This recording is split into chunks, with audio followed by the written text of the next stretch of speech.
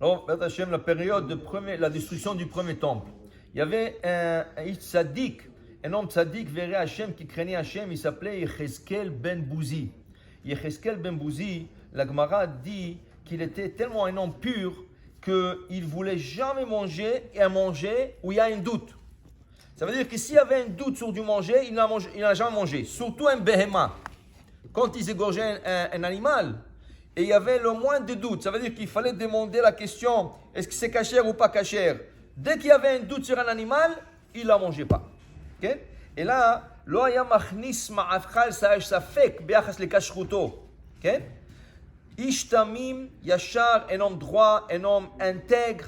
Et Akadosh Baruch Hu l'a choisi pour lui donner l'inspiration divine qu'on appelle Ruach HaKodesh. Il lui a dit, et toi, tu vas commencer à faire des prophéties pour le Ham Israël.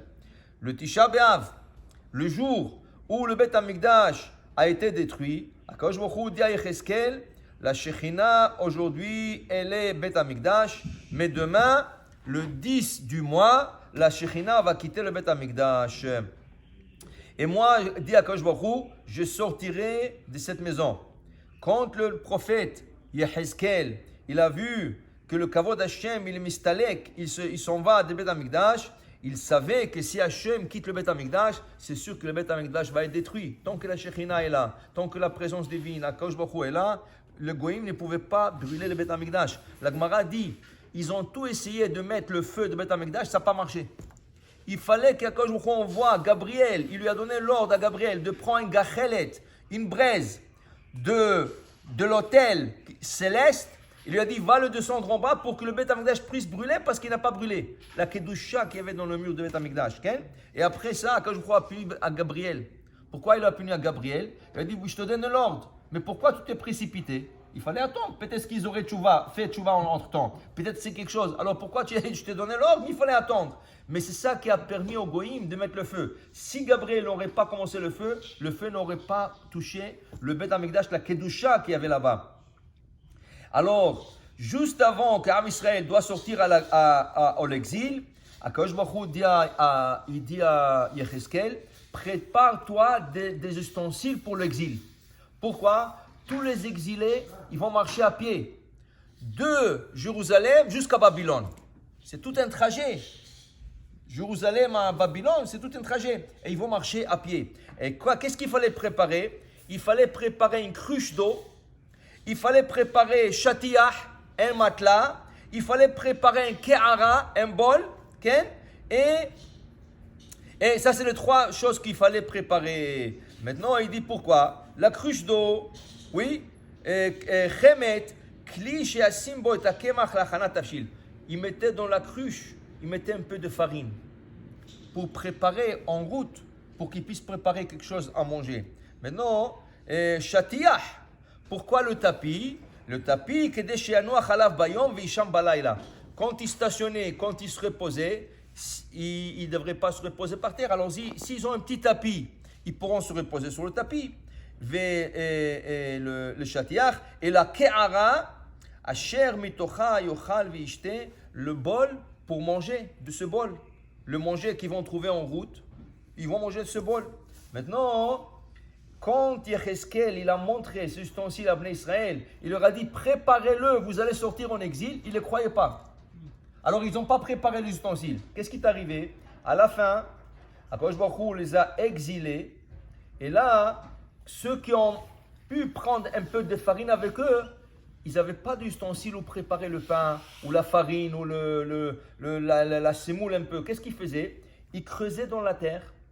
Ils faisaient un trou dans la terre, ils mettaient de la farine, ils ajoutaient de l'eau, ils faisaient comme, je ne sais pas, une pâte, je ne sais pas qu'est-ce qu'ils faisaient. Le problème était, quand tu fais ça dans la terre, c'est plein de poussière, plein de terre. Quand ils mangeaient, quand ils mâchaient de la terre, avec la farine qu'ils ont préparée. Tandis qu'ils auraient écouté Yecheskel, et ils auraient préparé d'ustensiles, ils n'auraient pas à manger de la terre. Déjà, c'est difficile. Qu'est-ce qu'ils mangent? Mais au moins, pas manger de morceaux de terre.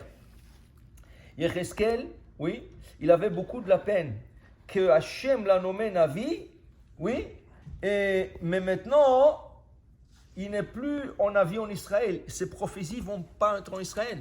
Il a commencé en Israël, mais il a sorti tout de suite qu'il a été choisi.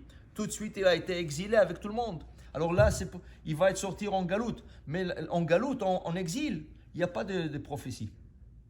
La prophétie peut résider qu'en Eretz Israël, l'endroit le plus saint au monde. Maintenant, Akadosh Baruch Hu il a continué à donner à Yehezkel les prophéties. La Gemara pose une question, comment ça se fait? Pourquoi il lui a fait cette exception? Dit la Gemara, d'abord, il a commencé en Israël. Il continue seulement. Deuxièmement, chaque fois qu'Hachem s'est montré à Yehezkel, c'était au bord de l'eau. Là où il y avait de l'eau. L'eau est impure. L'Eretz Ha'amim, le pays du monde, considéré impur pour la prophétie. Mais là, au bord de l'eau, l'eau purifie. Chaque fois qu'Hachem lui donne une prophétie, il est au bord d'un lac, d'un fleuve, okay, pour qu'il puisse faire ses prophéties. Maintenant, pour Yehezkel était quand même triste. Et pour lui un peu remonter la morale, Akadosh Baruch Hu a montré à Yehezkel Kol Pil'ei Haolam, tout le merveille du monde, tout ce qu'il y a comme les pyramides qui vont avec, tout le merveille du monde, Akadosh Baruch Hu, il lui a montré à Yehezkel. Shiv'a medorim patach lefanav, il lui a ouvert 7 portes du ciel. Et me bereshit atmonim belev hayam agadol ra. Il lui a montré même l'eau de Bereshit. Où est passé le premier eau? Ok, on a l'océan, mais la première eau qu'il y avait ici sur terre, vers Aretz, la terre est tohu bohu, et la terre, veroach elokim merachefet al penei hamayim. Il y avait de l'eau. Où est passée cette eau? Oui, Akadosh Baruch Hu l'a concentrée dans l'océan, mais il y avait encore de l'eau de Bereshit. Il y a un endroit dans la mer où Akadosh Baruch Hu a préservé cette eau. Il a préservé. Et Hachem a montré à Yehezkel cette eau. En pleine mer, il lui a montré, viens, je te montrerai l'eau de Bereshit. Après, il lui a montré qu'est-ce qui se passe au ciel. C'est le seul prophète qui a vu le char céleste, la Merkava. C'est la Haftara de Shavuot. Okay? Il n'y a pas de prophètes qui ont vu le char céleste. Et lui, il a vu le char céleste. Qu'aucun navi, sauf Moshe Rabbeinu, a eu la chance de voir. Okay?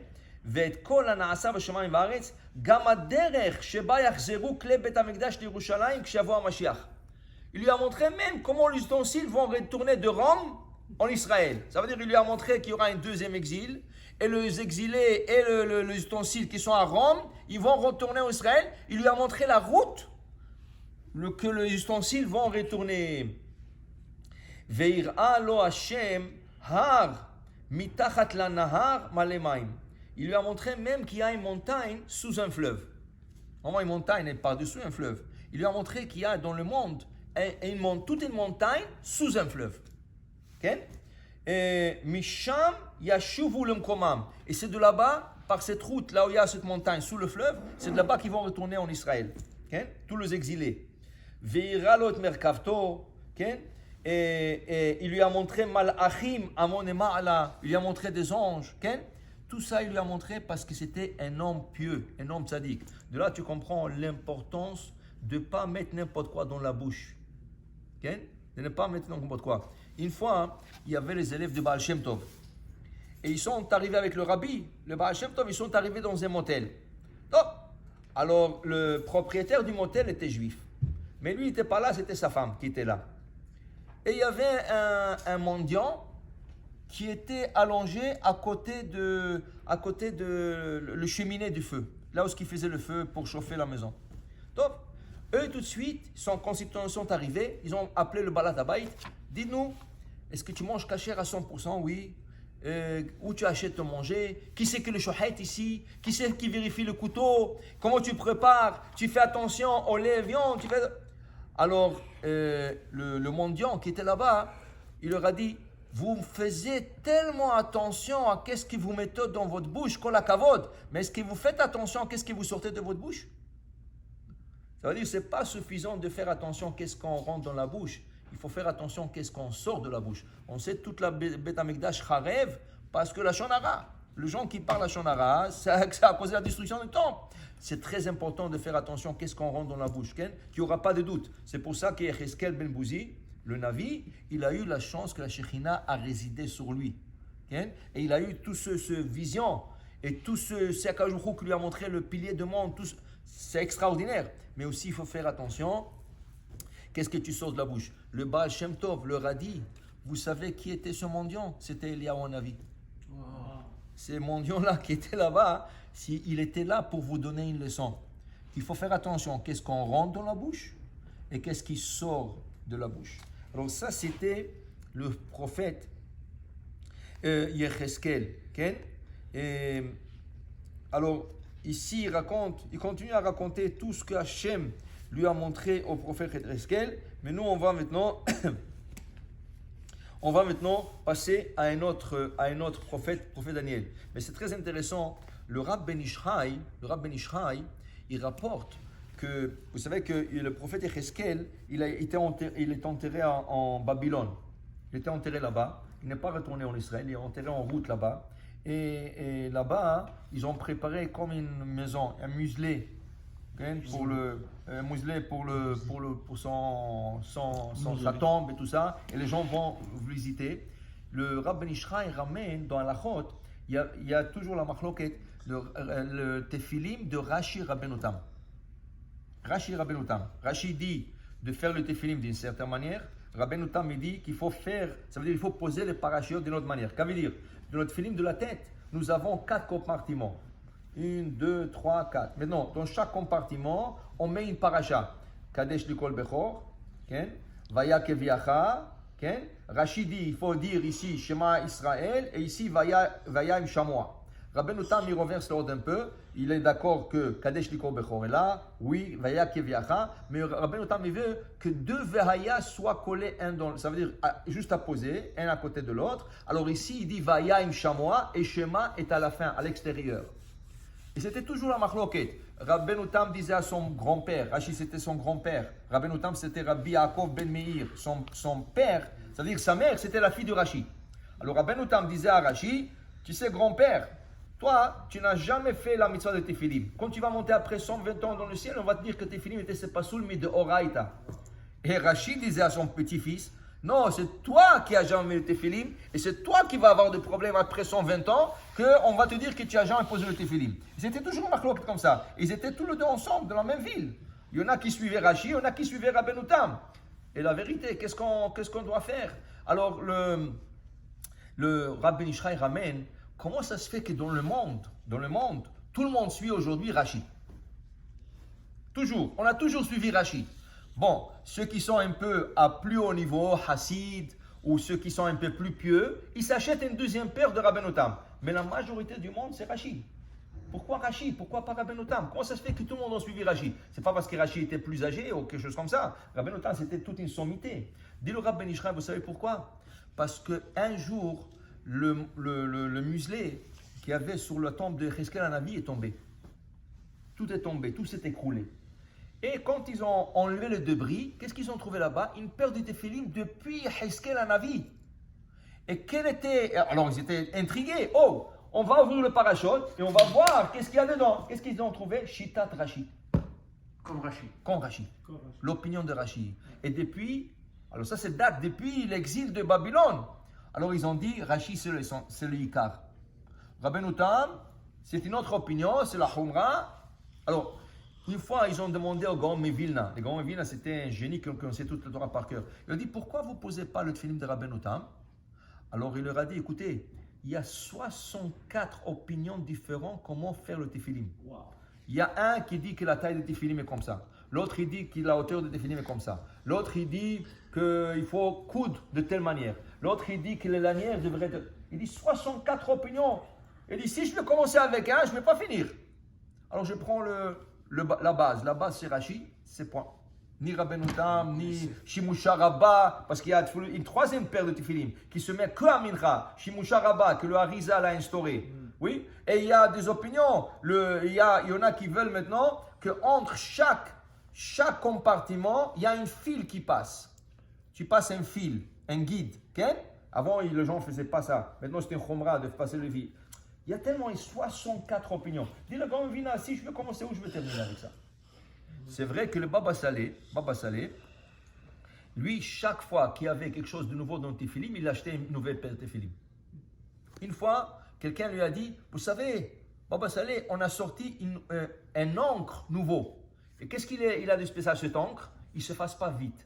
Les autres encres, avec la chaleur, l'encre s'étend, il s'efface. Ouais. Ou avec le froid, ça rétrécit, ça saute. Ils ont sorti une encre qui est très résistante. Baba Saleh, tout de suite, il s'est écrit une nouvelle paire de téphilim. Après, on a dit, Baba Saleh, vous savez, il y a quelqu'un en Israël qui a élevé des vaches dont la peau de la vache, depuis que la vache est née, il est déjà avec l'idée que la vache, elle est faite, la peau est faite pour le téphilim. Et c'est une peau aussi, c'est une race de vache, que la peau est très mou, très agréable. Tout de suite, le Baba Saleh, il a commandé deux nouvelles lanières pour le téphilim.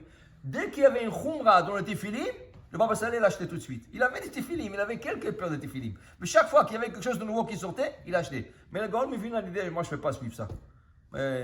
Parce qu'il y a des fois, il faut réécrire le téphilim, tout ça. Il dit, je préfère de faire la base.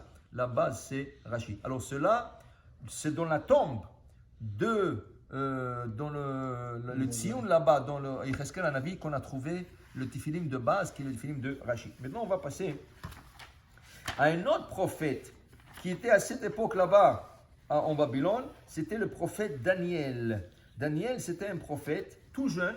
Il a 8 ans quand il est exilé avec 3 autres prophètes. Hanania, Mishaël, Azaria et Daniel. Le 4, ils étaient beaux, ils étaient très smart.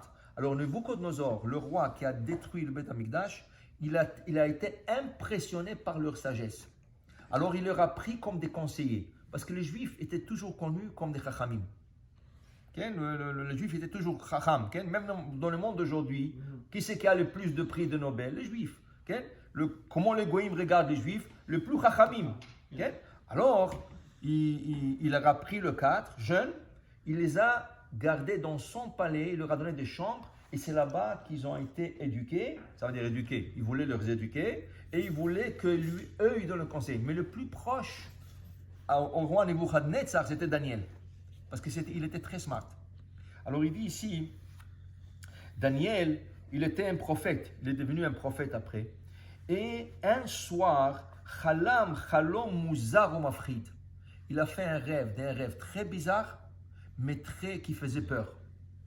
Il savait que c'était une prophétie. C'était pas rien qu'un rêve. C'était un rêve, mais c'était comme presque un cauchemar, avec une prophétie dedans. Quel était ce rêve? Il ra'a arba ruchot hashamayim ba'ot el hayam hagadol uma'alot misham arba chayot shunot zo mizo betzuratam godlam. Il a vu de 4 coins cardinaux comment on appelle ça, la mer est en train de sortir d'elle 4 animaux différents, une différente de l'autre et une qui faisait plus peur que l'autre. Il dit à Chaya Achat, la première qu'il a vue, Aya Kemare Arié. Il était comme un lion, mais il avait Kanfe Nesherla. Il avait des ailes d'aigle. Vous voyez, dans le cartoon des enfants, ils dessinent toujours un tigre avec tout cela, ce Hollywood, tout ce genre de Hollywood, ils étaient à l'Aïshiva. Ils apprennent de l'Aïshiva et après ils font des films avec ça. Il dit ça, c'est le rêve de Daniel. Un lion avec des ailes, des aigles. Kanfe Anashru Mimena. Et du coup, il voit dans le rêve que les ailes tombent de l'animal, Velev Adam Nitanla. Et il voit comme dans le rêve, on lui donne à cet animal un cœur d'homme. Comme si on lui transplantait un cœur d'un homme. Il dit ici, ça c'est la première. Mar'e Achaya Ashnia, il voit un deuxième animal, qui est Mar'e Dov, comme un ours. Ou fiv, dans la bouche de l'ours, il y avait 3 tzlaot, il y avait 3 côtes. Le côte qu'on a ici, il y avait 3 dans la bouche de l'animal. La chaya ashlishit, le troisième animal, ayadmud namer, c'était un tigre. Okay? Al-gaba arba knafaim, 4 ailes, qui kan fait off, comme un oiseau. Valtsavara, sur le cou de tigre, arba arashim, 4 têtes. Il y avait 4 têtes autour de le cou du tigre. Achaya revi'it, le 4e animal, aïta mafrida va muzara bioter. Celle qui faisait la plus peur, et et ce qui était la plus bizarre. Il dit Esser karnaim tsamchu merosha agadol. Sur la tête de l'animal, ils sont sortis dans son rêve. Il a vu 10 cornes qui sortaient de l'animal. Enea keene Adam. Elle avait les yeux d'un homme. Ou befia, et dans sa bouche, c'était des dents en fer. Et anishar me'aoche she'achla. Dans le rêve, elle mange cet animal. Ve anishar ramsa beraglea ba'achzariut. Tout ce qui restait du manger qu'elle mangeait, elle écrasait avec ses pieds avec cruauté. Elle écrasait le manger. Ve'af ashalosh shayu lefanea. Même le 3 qui avait avant, il faisait peur. Ad shene'elmu. Mais quand le 3 ont vu la 4e, ils ont disparu. Tellement elle faisait peur la 4e, quand les 3 animaux qui étaient déjà bizarres à l'apparence, ils ont disparu. Du coup, le feta, Ifrim Daniel Bekeren Nosefet. Il y avait déjà 10 cornes sur la tête de l'animal. Il voit qu'une petite corne est en train de sortir sur la tête de l'animal.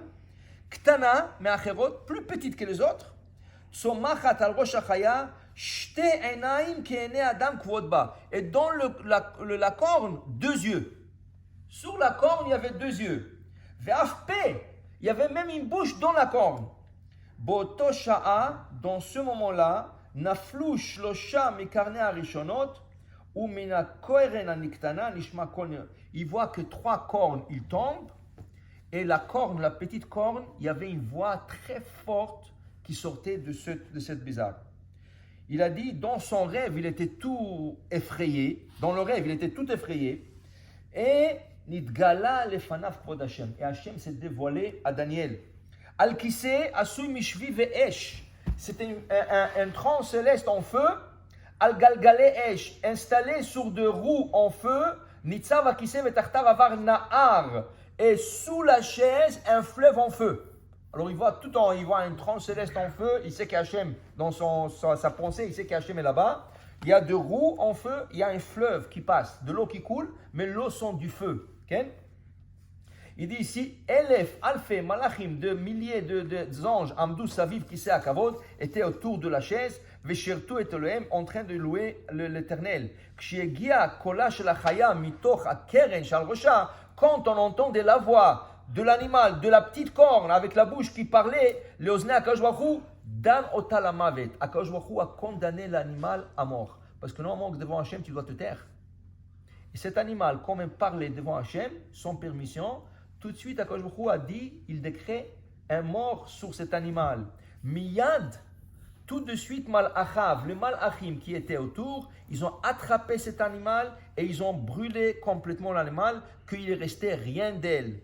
Et même les autres animaux qui sont sauvés, on leur a pris leur force. Et voilà qu'est-ce qui arrive dans le rêve. Un homme sur 2 nuages qui vient et Akadosh Baruch Hu le fait régner sur tout le pays du monde et il lui promet d'être le roi sur tout le pays du monde. Daniel, il est effrayé de ce qu'il est en train de voir. Et il veut savoir à quoi font allusion les animaux, à quoi font allusion tout ce qu'il voit, qu'Akadosh Baruch Hu condamne l'animal, la pluie de la dernière, l'homme qui vient sur 2 nuages. Alors il dit ici, Akadosh Baruch Hu dit, les 4 animaux seront 4 exils, un exil qui va être plus dur que l'autre, le 4e exil dont nous sommes dedans, ça va être le plus difficile. Et il dit ici, la petite corne que tu as vue sur l'animal, ça va être le dernier roi qui va combattre 3 autres rois, oui, qui sont assez forts. Et à la fin, ce roi qui va être orgueilleux va tomber parce qu'Hachem va le condamner à mort, parce qu'Hachem va le juger. Oui, et il dit ici, la fin de cette histoire, l'homme que tu as vu, ça va être le Mashiach. Ça va être le Mashiach qui va devenir le roi du monde entier. C'est pour ça qu'on dit Melech HaMashiach. Parce qu'il va être couronné par Hachem d'être le roi sur tout le goïm du monde. Alors il dit ici, Daniel, il n'arrêtait pas de pleurer Hachem et demander le kavod pour l'âme Israël, qu'Hachem se dévoile. Et Hachem dit, pourquoi tu pleures? Il dit, comment je pleurerai pas? La terre d'Israël, Eretz Israël est détruite. et tout l'âme Israël est exilé. Alors un malach qui vient dans son autre rêve, il lui dit Altifke, ne pleure pas. Hachem m'a envoyé pour te montrer qu'est-ce qui va arriver au peuple d'Israël à la fin du temps. Okay? Il va lui montrer tous ceux qui vont faire mal à Israël et tous ceux qui vont passer de ce monde, oui, et tous ce roi qui vont être un roi de bonté, ça veut dire qu'ils vont bien accueillir le peuple d'Israël dans leur pays. Oui, et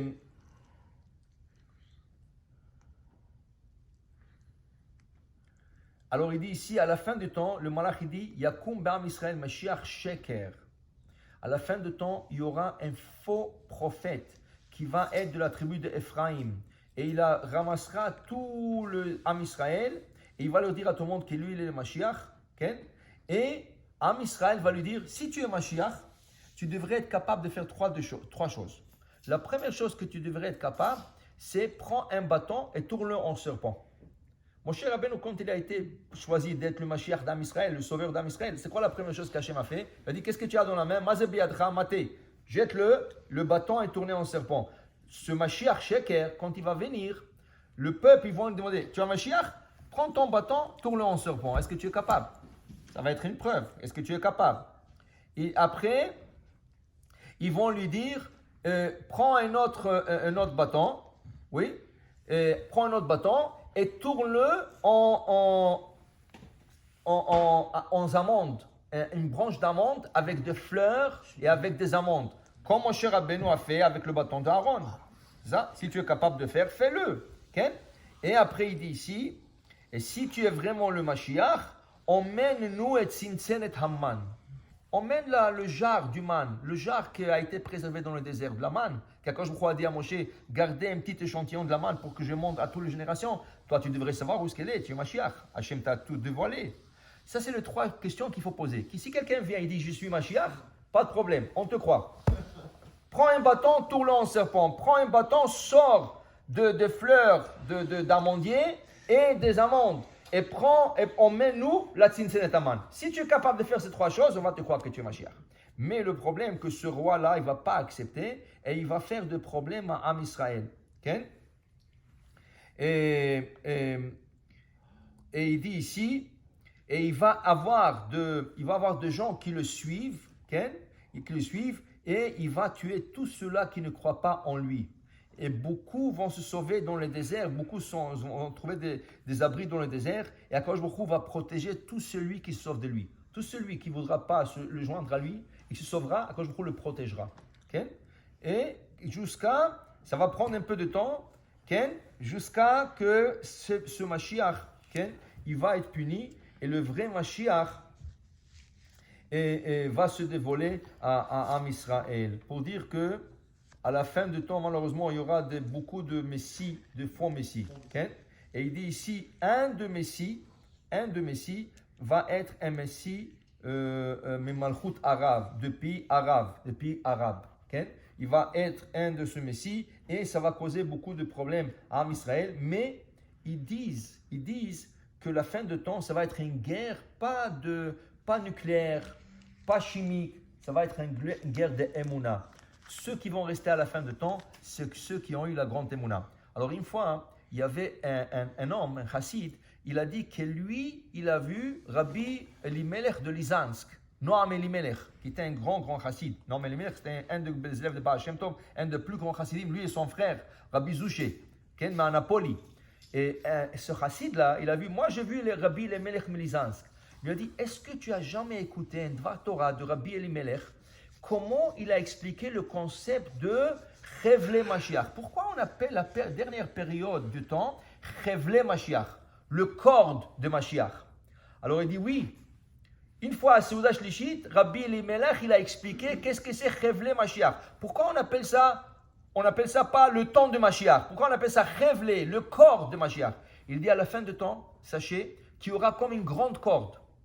Et tous les Juifs vont attraper la corde. Et Akadosh Baruch Hu va venir, il va prendre le bout de la corde, il va commencer à la secouer. Il y en a qui vont dire, waouh, si Akadosh Baruch Hu la secoue, on n'a aucune chance, ils vont lâcher tout de suite la corde. Des autres qui vont essayer de résister un peu, et au mieux, ils vont aussi désister, ils vont dire non, on ne peut pas, c'est à cause beaucoup, ils sont en train de secouer. Rien que ceux qui vont essayer d'attraper le plus fort à cette corde vont rester. Il dit c'est ça la émouna. Il y en a des gens, à la fin du temps, la émouna va partir comme rien du tout. Des autres qui vont rester un peu avec leur émouna, mais ils vont lâcher. Ceux qui ont la émouna parfaite, c'est eux qui vont rester à la fin du temps. Pour dire que la dernière guerre de Gog et Magog et tout ça qu'on dit, la pire de guerre, c'est pas Gog et Magog. La pire de guerre, c'est la guerre de Emouna, à savoir combien on est attaché à Kosh Baruch Hu jusqu'à la dernière minute, jusqu'il dévoile. Et il dit, voilà, Mashiach est là, Beth Amikdash, je le vois descendre, et Bat Hashem, vous savez, tous les exils vont retourner. Mais pour ça, il faut se bâtir une émouna très fort dans nos cœurs, dans nos âmes. Bat Hashem, et espérons que ça va être bimera, bienvenue. Amen, amen.